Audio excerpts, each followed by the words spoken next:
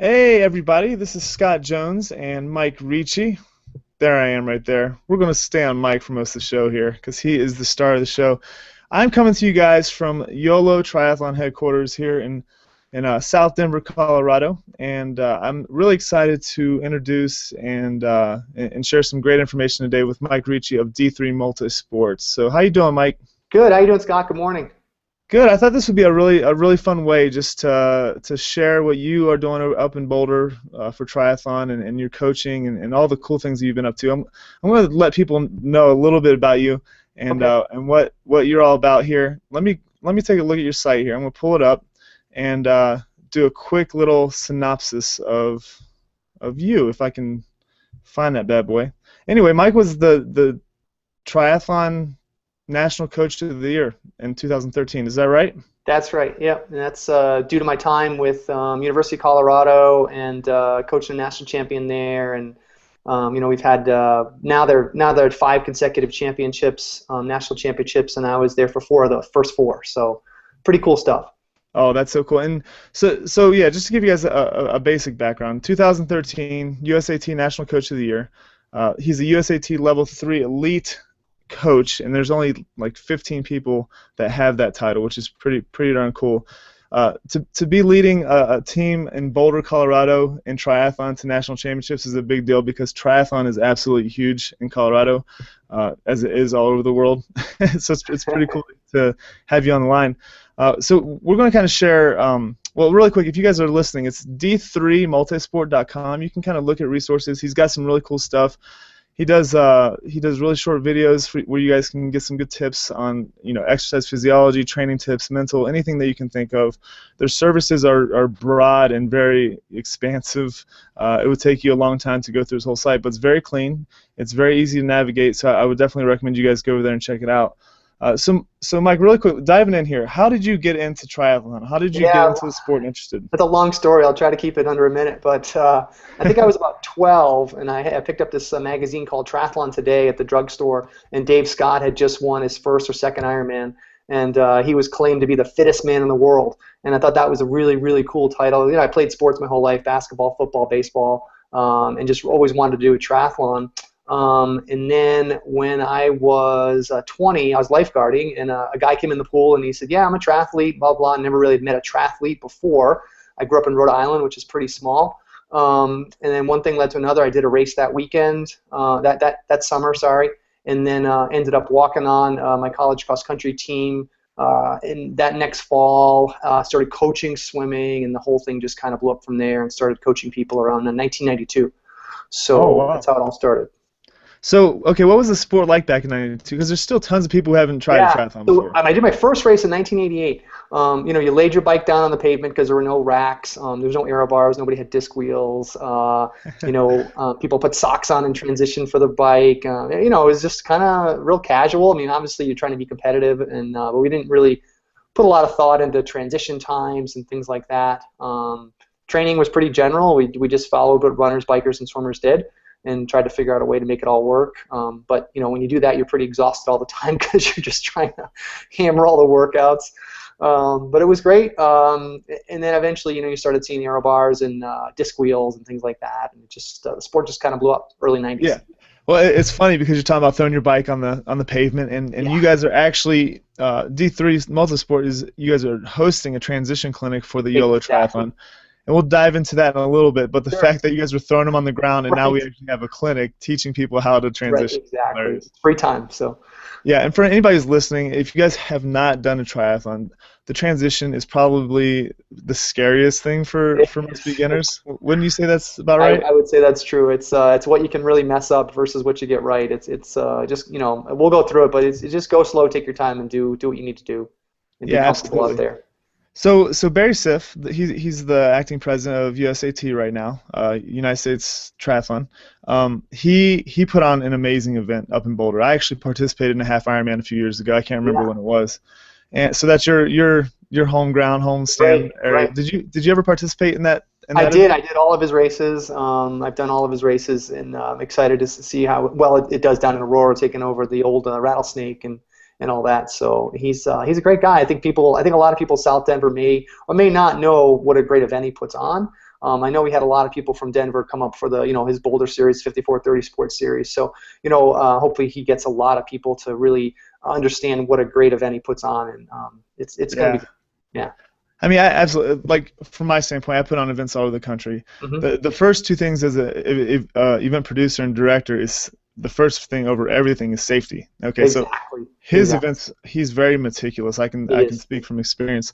But there's a cleanliness. It's clean. There's good flow from when you park till when you leave. Everything's really set up for beginners and elites, and that's really cool and unique in the sport. And he's willing to put up the front capital or whatever he has to do to make it really good for people. So if you guys are out there and you're really on the fence about YOLO, it's going to be a really well produced event. He's done it big time before, and he's about to dive in and do it again. So Barry's a great guy.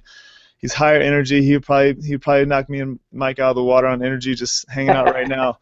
But I'm really excited to be helping promote the race and really share information of partners and all kinds of stuff like that. So diving out, I just want to give people a couple tidbits because we're just kind of having fun, getting to know you a little bit, Mike, because D3 is a partner. For people who are just getting started, give us like 3 bullet points, like mental tools that they can use when they go out and compete, that they can use for this. Sure. I think one of the first things as a beginner is, compete against yourself. Don't worry about your neighbor. Don't worry about the guy in your age group you want to beat. I mean, I've seen people blow themselves to pieces just trying to race other people. But your first few events, see if you can improve your times, and then when you get a little more competitive with that neighbor or whatever, then you can, throw down and try to give it to them. But in the beginning, I think just first of all, just pace yourself and do it at your ability level and nobody else's. And then secondly, there are points in the race where it's going to be hard. That's what triathlon's about. If it were easy, everybody would do it. And I think it's one of these things. It's not a tough Mudder, and it's not an obstacle course, but it's a skill. I mean, there's skill in swimming, skill in cycling, and skill in running. And then, if you come to the transition clinic, you'll see that's a skill too. But yeah, so it's going to be hard at some point, and you got to realize that things will change, and it may be a nutritional issue, it may just be a gearing issue, it may be hydration issue that you're going through that rough spot. So you got to understand all that stuff. And thirdly, the most important thing I think people don't realize is, and I just had a guy do the 70.3 Boulder on Sunday, and he started his email with, "I know you told me not to do this, but I did it anyway." And never try anything new on race day. That's a #1 rule. So if you haven't tried it in training, don't try the new shorts on race day or the new running shoes, or don't end up with blisters and chafing and all that stuff you don't need to do. So yeah, that definitely goes into nutrition. Don't be trying anything crazy nutritionally. I heard about this great new nutrition idea before the race, so I ate 14 bananas and a cup of water. I mean, how many people do you think do that? They go to the go to the expo and they see something that looks like. I'm willing to say over 90%. I mean, honestly, it's crazy. It's crazy. And I think we can dive into this a little bit, just from the nerves and just being we're speaking to beginners still. You go out there, you're nervous, you have the adrenaline flowing. The biggest thing for so many people is just controlling your stomach, and by keeping a routine, you're going to allow yourself to really not get those cramps or last minute 5 bathroom stops, whatever it is. It's huge for you guys. You got to pay attention to that stuff. So let's go and recap. So 3 mental tools would be: A, compete against yourself. There's no need to try to outdo anyone else. You got to figure it out. B is, it's a skill. So when it gets tough, realize that you might not have all the skills to do it really well, but just do the best that you can. And when you get done, you can go learn more. Exactly. And lastly is, do not try nothing new. No performance cheeseburgers before the race the first time. All right, those are great tips, man. All right, so transition clinic. There's got to be a level of fitness. There's got to be a competency in the water and on the bike. There's certain competencies that you have to have before you do a triathlon safely. But the transition is something that scares the crap out of people. I know for a fact, because the first time I did it, I had no idea what I was doing. So what are you guys going to be teaching? Kind of break it down in common speak right now. Sure. So we'll talk about how to get your wetsuit on correctly so it comes off easily. That's #1. Make sure what point do you start taking your wetsuit off, or do you use the wetsuit strippers on race day? Getting to transition area, and I think the 2 main rules for transition. I think 1, don't be in transition, right? So make it fast. But 2, don't have a lot of stuff. Like if you saw my transition area, I literally have my run shoes, a race belt, and probably a visor on the ground. My shoes are attached to my bike. Beginners don't have to start with that kind of stuff, but I just don't have a lot of stuff. It doesn't confuse me. I know exactly what I need to do, and it's the same routine. And the reason that I put so much emphasis on transitions is that when I started, I was a terrible swimmer. And I was a decent biker and a good runner, and my whole race was catching up. And then I realized if I practiced transitions, which I did a lot of, on Friday nights, I was a big loser. So on Friday nights, I would just spend my time doing transitions. And even now, you'll find me the night before Boulder Peak. I live in a cul-de-sac, and I'll go in the cul-de-sac for 30 minutes, and I'll do 20 or 30 dismounts and mounts, just practicing getting off and off the bike. And I don't have issues during the race because I practice it. And that's what I try to get across to my athletes. It's part of the race. So you need to practice it. I actually put it on their schedules to say, 20 minutes of transition practice. I think it's important. So tell me a story about a practice up at CU Boulder when you're working with the younger athletes and you did a transition practice. Like, what kind of pressure were you putting these guys on? Because it's fun coaching. I'm sure you had some fun times with this.